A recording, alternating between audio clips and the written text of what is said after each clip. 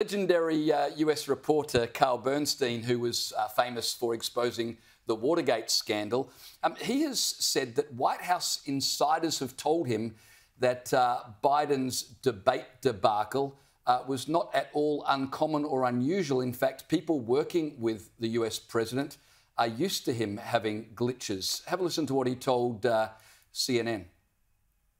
They are adamant that what we saw the other night, the Joe Biden we saw, is not a one-off, that there have been 15, 20 occasions in the last year and a half when the president has appeared somewhat as he did in that horror show that we witnessed. In the last 6 months particularly, there has been a marked incidence of cognitive decline and physical infirmity.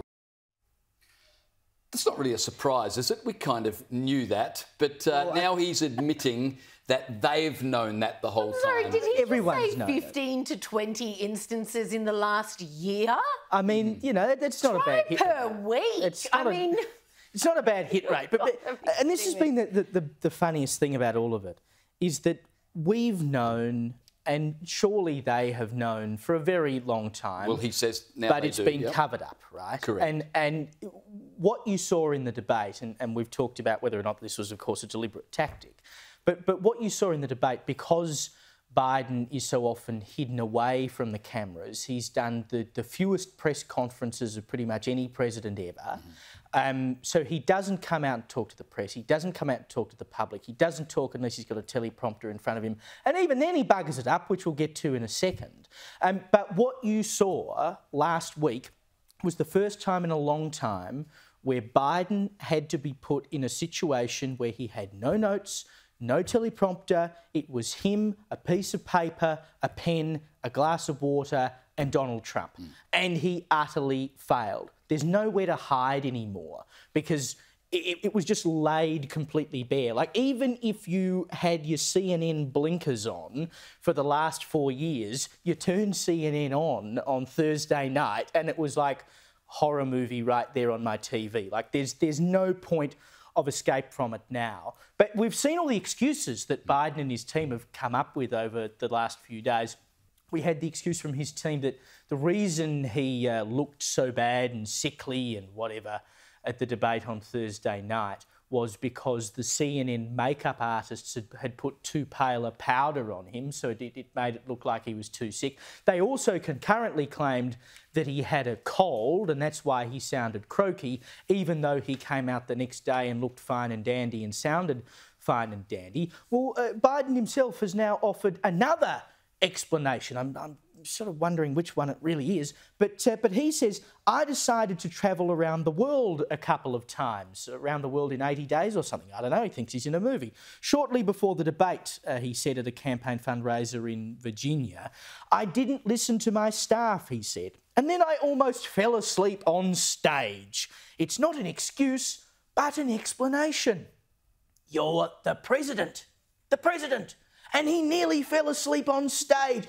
Oh, look, I just didn't take my staff's advice. You know, I'm an 80... just a bit tired. I'm a man of over 80 and I can't hack it anymore, but I should be re-elected because I didn't listen to my staff. But, Caleb, on social media, they've fact-checked this claim, right? Because Biden had travelled through 15 time zones and he was so tired. But interestingly, he arrived back in America on June 15. The debate was June 27, so he had 12 days to get over the jet lag. Not enough. Hey. Not enough. You're still asking too much of an old man. And obviously, there is such a clear solution to all this. Take the cognitive test. If everyone is just making it up, or as his press secretary tried to convince us last week, oh, it's just misinformation. All those videos that you're seeing of Biden fumbling around and literally short-circuiting mid-speech, no, those are deep fakes, OK? None of this is actually real. Well, since that disastrous debate, she was asked again in a White House presser about that cognitive test. Here's her reply. After the debate, did the president get examined by a doctor or did he get a neurological scan? Guys, I'll see you tomorrow. All right, thanks, everybody. No answer whatsoever. I mean, it's not like you owe the people who elected you anything, like, I don't know, having a functioning brain if you're going to call yourself their president. Trump did a cognitive test. In fact, I believe he's done several, but because he knows he's got nothing to worry about. If the Biden presidential team isn't worried about this, you would have got this guy to do it years ago when it started being a complication. Let's not forget, this has been a topic of conversation for a very long time.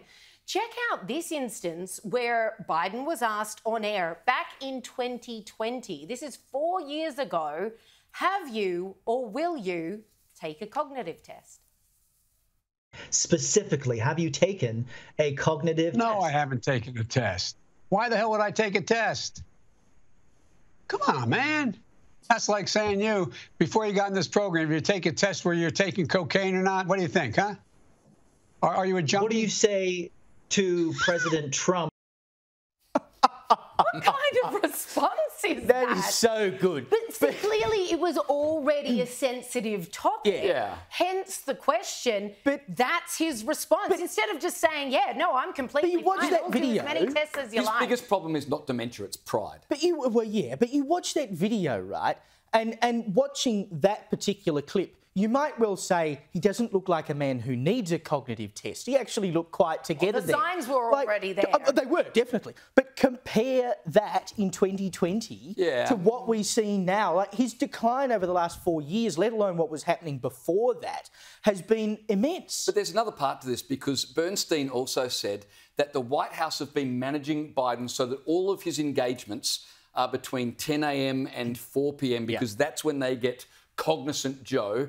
Outside of that, you don't know what you're going to get, which effectively means America for the past 4 years has had a part-time president. But speaking of dementia within the Democrats, here's Nancy Pelosi trying to work out what's going on with Biden. He has a bad night. Now, again, I think it's a legitimate question to say, is this an episode or is this a condition? Well, I think we all know it was an episode that's part of a long-term condition. No. Before we move on, we've got to show, you referred earlier, Caleb, to Biden and his teleprompter. I was amazed at watching this press conference. He's only talking, from what you can gather, to a handful of people, maybe 20 or 30 people. But in this office situation, they set up a podium and the teleprompter because he can't speak off the cuff. And his team have gone to the effort to make sure on the teleprompter he remembers to say again a particularly important phrase. Here's what happens. More people die from extreme heat than floods, hurricanes, and tornadoes combined. Say that again. Combined, more people die from heat than those three other major issues. And look. So it's like he realised what he just did and was like, He's like, I've done it again. Say that bit. Oh, goodness. Oh, what a disaster. Well, you know, obviously, as the world's eyes are being opened and we're all realising the same thing, the left are realising that they are absolutely in all sorts of trouble with Biden as the nomination. So they are quickly starting to turn on him, and all the revelations now are coming out. The media have spent years defending Hunter Biden, covering up for him, but now they're telling us, the news, that Hunter Biden has actually become... Remember, Hunter Biden had nothing to do with his father's business dealings at all, but now MSNBC are telling us he's one of Joe Biden's key advisors. Hunter Biden has been by his father's side ever since they were at Camp David this weekend as a family, where they had some discussions about the president's potential path forward here and his re-election campaign, and that since he returned from Camp David last evening with his father, we understand that Hunter Biden has even joined some meetings and conversations that have taken place between the president and some of his most senior advisors. It is unusual, according to the people we spoke with, for him to be participating at this level. So you've got a president with dementia being advised by a crackhead. What could possibly go wrong? But the media are now starting to point this out. Clearly, the fix is in. Well, yeah, because it's utterly ridiculous. I think, as I posited last night, perhaps if Hunter offered his father some of the crack that he's been smoking, the president may well perform a little bit better. Because you know that when you're on that sort of stuff, you get really wired, and he might have actually benefited from, well, I'm not saying from experience, but, you know, having worked as a journalist, I'm somewhat aware of what goes on in hospitals and in courtrooms in particular. So he may well have benefited from it before he went off to the debate.